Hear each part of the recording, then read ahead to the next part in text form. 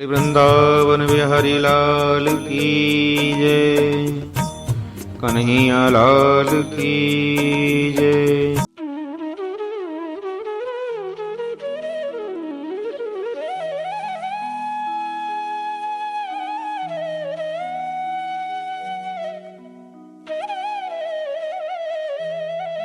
वृंदावन बिहारी लाल की जय, कन्हैया लाल की जय। मैं आचार्य कृष्णा सौभरी आपको भाद्रपद मास शुक्ल पक्ष की पद्मा एकादशी का महत्तम सुनाता हूँ।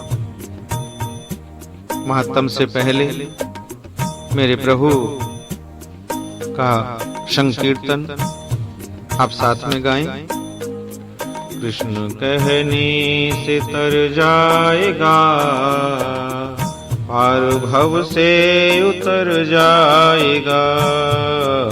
कृष्ण कहने से तर जाएगा, पार भव से उतर जाएगा। बड़ी मुश्किल से नर तन मिला, क्या पता फिर किधर जाएगा। बड़ी मुश्किल से नर तन मिला, क्या पता फिर किधर जाएगा।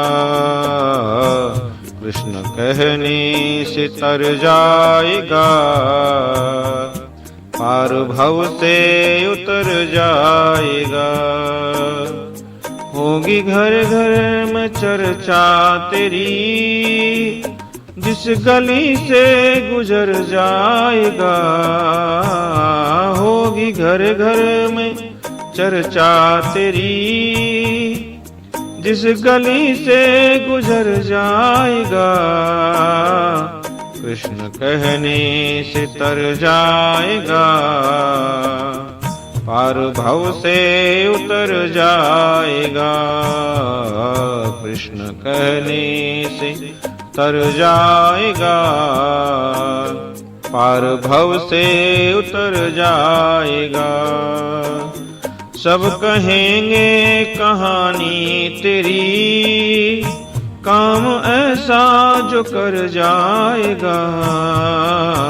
सब कहेंगे कहानी तेरी, काम ऐसा जो कर जाएगा।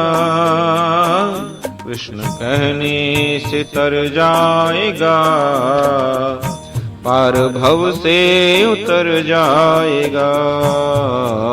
कृष्ण कहने से तर जाएगा, पार भव से उतर जाएगा। बोलो वृंदावन बिहारी लाल की जय। महाराज युधिष्ठिर ने पूछा, हे केशव, हे माधव, भाद्रपद मास के शुक्ल पक्ष में जो एकादशी होती है उसका क्या नाम है, कौन देवता है और कैसी विधि है, यह मुझे बताने की आप कृपा कीजिए। भगवान श्री कृष्ण बोले, हे राजन, इस विषय में मैं तुम्हें आश्चर्यजनक कथा सुनाता हूँ, जिसे ब्रह्मा जी ने महात्मा नारद से कहा था।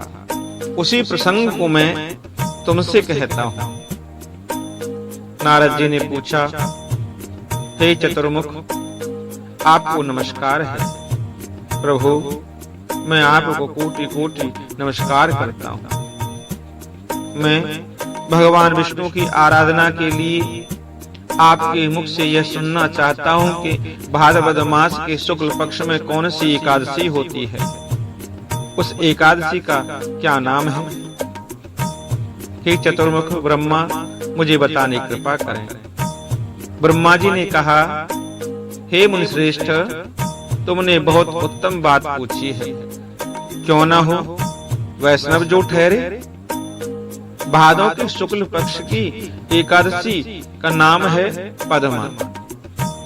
पद्मा के नाम से विख्यात है। उस दिन भगवान ऋषिकेश की पूजा होती है। यह उत्तम व्रत अवश्य करने योग्य है। सूर्यवंश में राजा मानधाता नामक एक चक्रवर्ती सत्य प्रतिज्ञ और प्रतापी राजर्षि हो गए हैं। वे प्रजा का अपने औरस पुत्रों की भांति धर्म पूर्वक पालन किया करते थे। उनके राज्य में अकाल नहीं पड़ता था, मानसिक चिंताएं नहीं सताती थी और व्याधियों का प्रकोप भी नहीं होता था। उनकी प्रजा निर्भय तथा धन धान्य से समृद्ध थी। महाराज की कोष में केवल न्यायोपार्जित धन का ही संग्रह था। उनके राज्य में समस्त वर्णों और आश्रमों के लोग अपने अपने धर्म में लगे रहते थे। मानधाता के राज्य की भूमि कामधेनु के समान फल देने वाली थी। उनके राज्य करते समय प्रजा को बहुत सुख प्राप्त होता था। एक समय किसी कर्म का फल भोग प्राप्त होने पर राजा के राज्य में 3 वर्षों तक वर्षा नहीं हुई। इससे उनकी प्रजा भूख से पीड़ित हो नष्ट होने लगी। जब संपूर्ण प्रजा ने महाराज के पास आकर इस प्रकार कहा, प्रजा बोली, हे नृपश्रेष्ठ, आपको प्रजा की बात सुननी चाहिए। पुराणों में मनीषी पुरुषों ने जल को नारा कहा है। वह नारा ही भगवान का अयन निवास स्थान है, इसलिए वे नारायण कहलाते हैं। नारायण स्वरूप भगवान विष्णु सर्वत्र व्यापक रूप में विराजमान हैं। वे ही मेघ स्वरूप होकर वर्षा करते हैं। वर्षा से अन्न पैदा होता है और अन्न से प्रजा जीवन धारण करती है। हे नृपश्रेष्ठ, इस समय अन्न के बिना प्रजा का नाश हो रहा है। अतः ऐसा कोई उपाय कीजिए जिससे हमारे योगक्षेम का निर्वाह हो। राजा ने कहा, आप लोगों का कथन सत्य है। जो आप बोल रहे हो बिल्कुल सत्य है, क्योंकि अन्न को ब्रह्म कहा गया है। अन्न से प्राणी उत्पन्न होते हैं और अन्न से ही जगत जीवन धारण करता है। लोक में बहुधा ऐसा सुना जाता है तथा पुराणों में भी बहुत विस्तार से ऐसा वर्णन किया गया है कि राजाओं के अत्याचार से प्रजा को पीड़ा होती है, किंतु जब मैं बुद्धि से विचार करता हूँ तो मुझे अपना किया हुआ कोई अपराध नहीं दिखाई देता। फिर भी मैं प्रजा का हित करने के लिए पूर्ण प्रयत्न करूंगा। ऐसा निश्चय करके राजा मानधाता इन्हें गिने व्यक्तियों को साथ ले विधाता को प्रणाम करके सघन वन की ओर चल दिए। बोले वृंदावन बिहारी लाल की जय। वहां जाकर मुक्ष मुनियों और तपस्वियों के आश्रमों में घूमते फिरे। एक दिन उन्हें ब्रह्मपुत्र महर्षि अंगरा का दर्शन हुआ। उन पर दृष्टि पड़ते ही राजा हर्ष में भरकर अपने वाहन से उतर खड़े हुए और इंद्रियों को बस में रखते हुए दोनों हाथ जोड़ करके उन्होंने मुनि के चरणों में प्रणाम किया, साष्टांग प्रणाम किया। मुनि ने भी स्वस्ति कहकर राजा का अभिनंदन किया और उनके राज्य के 7 अंगों की कुशल पूछी। ये अंगरा ब्रह्मा जी के मुख से उत्पन्न हुए और इसी अंगरा में सोवरी वंश उत्पन्न हुआ। राजा ने अपनी कुशल बताकर मुनि के स्वास्थ्य का समाचार पूछा। मुनि ने राजा को आसन और अर्घ दिया। उन्हें ग्रहण करके जब वे मुनि के समीप बैठे तो उन्होंने इनके आगमन का कारण पूछा।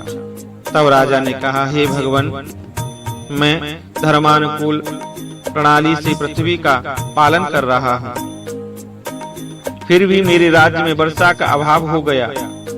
इसका क्या कारण है, इस बात को मैं नहीं जानता। महर्षि अंगरा बोले, हे राजन, यह सब युगों में उत्तम सतयुग है।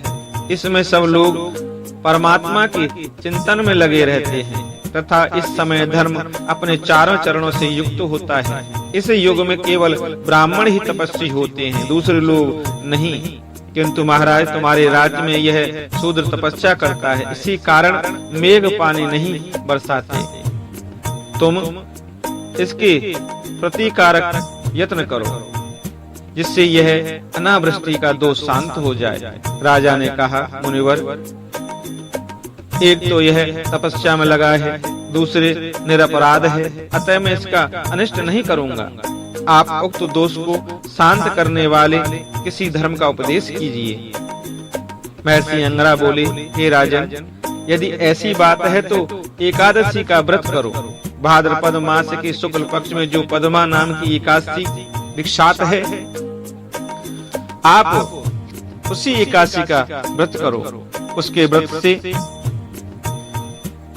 निश्चय ही उत्तम वृष्टि होगी। हे नरेश, तुम अपने प्रजा और परिजनों के साथ इसका व्रत करो।